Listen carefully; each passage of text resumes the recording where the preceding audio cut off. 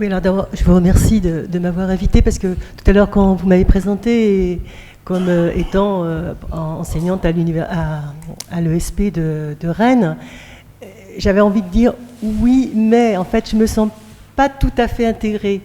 Voilà, je voulais le dire, et je voudrais partir de cette petite nuance qui est en plus en toute amitié, hein, parce que je travaille avec l'ESP, j'ai d'excellents rapports, enfin, je ne fais pas un problème de personne, je pense le problème de ma place, voilà.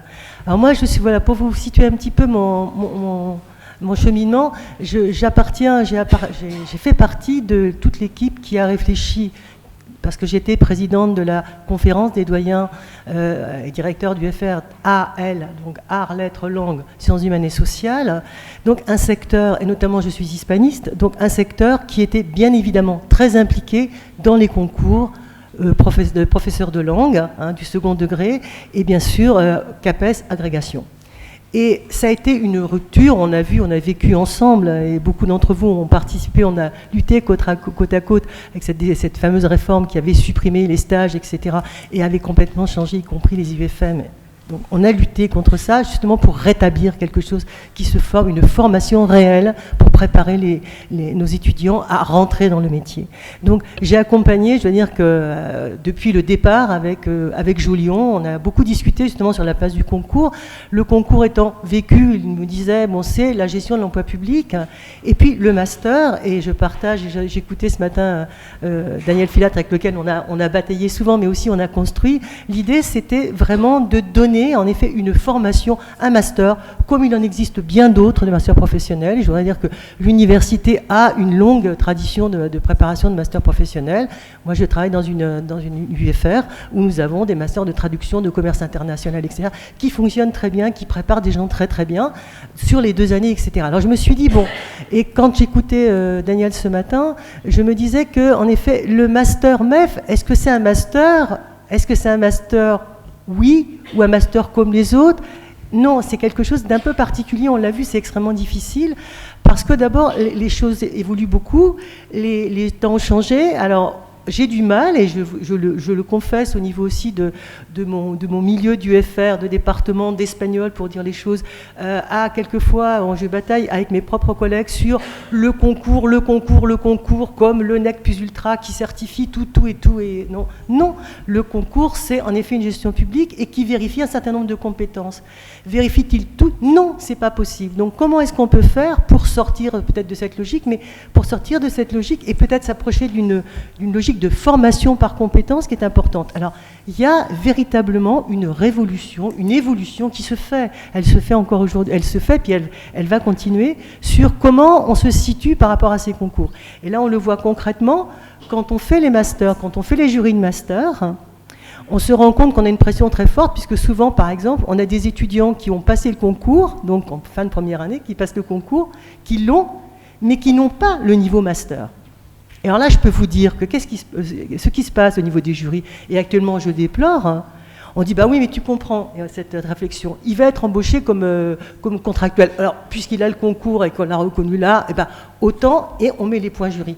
Or, là, ça me pose un problème, c'est-à-dire que dans la composition, etc., de cela, on ne peut pas avoir de concurrence entre les deux. Je crois qu'il faut vraiment qu'on arrive à réfléchir sur cette formation. Alors, c'est bien évident qu'on a aussi un changement au niveau des publics. Alors moi, je le sens en langue, mais je vois qu'on travaille beaucoup là sur je suis moins au point, je dirais, sur le premier degré, bien évidemment, parce que le premier degré, il ne se faisait pas à l'université avant, il se faisait hors université, il se faisait dans les écoles normales, puis après dans les UFM, qui étaient des instituts universitaires, mais où il n'y avait pas cette dimension recherche. Donc là, aujourd'hui, on se pose l'intérêt, bon, la formation, à mon avis, du premier degré, du deuxième degré et du technique n'est pas tout à fait la même. On peut avoir un point commun, un tronc commun, mais c'est bien évident que quand on enseigne en maternelle, on n'enseigne pas en seconde, on n'enseigne pas la coiffure ou l'horticulture. On a des milieux, des métiers différents. Donc on a besoin de réfléchir sur cette formation-là, et moi, il me semble que la formation master, en effet, permet, et une formation master, mais entendue comme des semestres, comme des compositions de modules, et à partir de ce moment-là, si on pense en modules sur une période de 2 ans, quand on a des publics variés, qui me paraît une richesse, parce que moi, les étudiants qui arrivent et qui ont fait autre chose et qui veulent être enseignants et qui préparent les concours, ça apporte un degré et aussi une forme d'autonomie et une maîtrise d'autonomie. Et ça, c'est important parce que je crois que dans notre formation master, il faut qu'on donne à nos étudiants le moyen de se former, c'est-à-dire d'être acteurs de leur formation. Et c'est là que je trouve que la formation master est extrêmement importante. Quand Daniel, ce matin, parlait de la recherche, de la place de la recherche, moi, je n'ai pas envie que mes étudiants me fassent un mémoire de maîtrise comme on faisait jadis, etc., ou qu'ils me fassent une pré-thèse ou un DEA. Ce n'est pas ça qu'on attend d'eux. On attend d'eux qu'ils aient une posture réflexive sur leur pratique, qu'ils sachent où trouver l'information, qu'ils soient capables de monter des projets, qu'ils soient capables, en effet, d'expérimenter, de douter. Et je crois que le doute, c'est vraiment quelque chose de fondamental. Et tout au long des années que j'ai passées dans ces réunions régulières, je dirais, quelquefois c'était semaine après semaine ou mois après mois, avec toute l'équipe, je pense à Jacques et à ses prédécesseurs, et puis à tous les gens qui nous ont accompagnés en directeur du FR, etc., inspection générale, et puis le terrain, parce que ça c'est important. Comment est-ce qu'on peut concevoir ces choses-là ensemble? Et ce dont je me rends compte aujourd'hui, c'est que peut-être la différence entre ce master, c'est en effet, il y a le problème du concours, qui est vraiment fondamental, c'est comment on recrute, comment on gère l'emploi public, ça me paraît important, mais aussi comment on forme en masse, parce que la différence avec un master, traduction, etc., c'est la masse que ça représente. Et l'employeur qui est face à nous et des attentes de l'employeur. Et comment on peut, en effet, face à cette masse, réussir aussi à, de certaines mesures, à arriver suffisamment au niveau des étudiants pour pouvoir les accompagner avec des équipes plurielles. Et alors là, moi je peux vous dire, on parlait de la gouvernance tout à l'heure, etc., il y a aussi un sacré problème de périmètre. Alors je vais prendre un exemple, c'est pour ça que je reviens un petit peu sur Rennes. Moi je suis dans une académie où l'ESP, qui est au niveau académique, travaille avec 4 universités. Qu'est-ce qui se passe? Moi qui suis prof, je dirais, je fais ça en master 1, master 2, j'ai des informations qui me descendent, il y a des discussions qui se passent, évidemment au niveau des vice-présidents, etc., mais ça redescend plus ou moins, et on est appliqué plus ou moins. Comment peut-on impliquer les enseignants des UFR des départements de formation, les collègues de l'ESP, les collègues de terrain, l'inspection, les chefs d'établissement? Comment on peut trouver des moments de discussion? Demain, j'ai une réunion en recherche avec les collègues de l'ESP, justement, sur ce problème.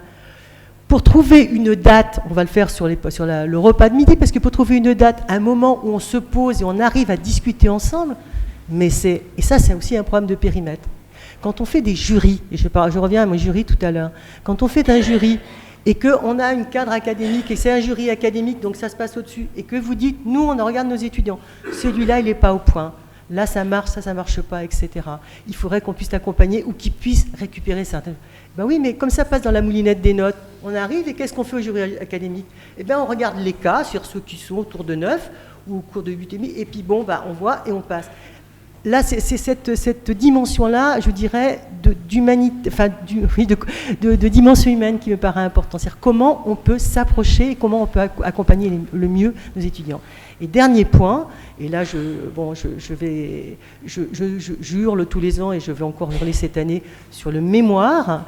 En effet, on a des choses très intéressantes, on a un cadre super intéressant, mais dans la réalité, comment j'accompagne mes étudiants avec la collègue de terrain, comment on se met d'accord, et on arrive à se mettre d'accord parce qu'on se connaît, bon, on a des relations interpersonnelles, mais comment on fait au niveau institutionnel pour accompagner, pour avoir des objectifs partagés, et pour ne pas faire d'un côté l'académique, de l'autre côté l'application ou le professionnel. Non, je suis une enseignante chercheuse, j'enseigne et je recherche.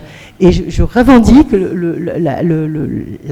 les compétences, enfin quelques compétences tout du moins, parce que j'ai encore sûrement plein de choses à apprendre, d'avancer dans le métier, encore avancer dans le métier, et on apprend tous les jours. Mais je m'auto-forme. Mais je pense que c'est vraiment très important de garder ce lien et d'arriver à trouver les lieux d'échange, et ça, je trouve qu'on ne les a pas encore. Donc, comme je pense qu'il y a la passion et que tout le monde est d'accord et qu'on a tous cette même passion d'arriver à faire une formation qui soit chaque fois de meilleure, une formation d'excellence, j'aime pas trop le mot excellence, mais bon, une formation qui soit, je dirais, performante et surtout qui réponde aux attentes de la société, je pense qu'il faut qu'on arrive à trouver des lieux.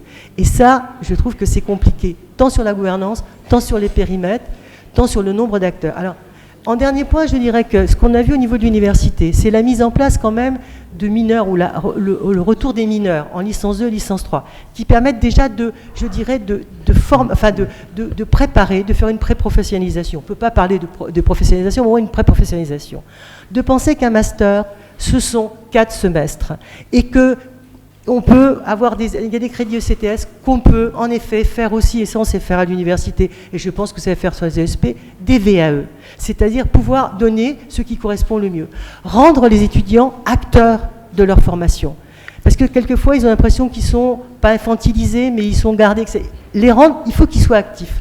Ils s'en plaignent, mais aussi il faut qu'ils se prennent en main. Je crois que c'est ça qui est fondamental. Et puis formation continue. N1, N2, N3, je crois qu'on n'en sortira pas, et là on travaille sur le comité de suivi. Ça sera l'objet de la prochaine table ronde sur le continuum, mais voilà une piste, parce qu'on parlait de continuum au sein du master, aller peut-être vers une logique d'obligation du master MEF, mais avec à l'intérieur de ce master MEF, peut-être des logiques de VAE pour tous ceux qui ont un cursus initial différent, voire qui ont validé un master disciplinaire, voilà.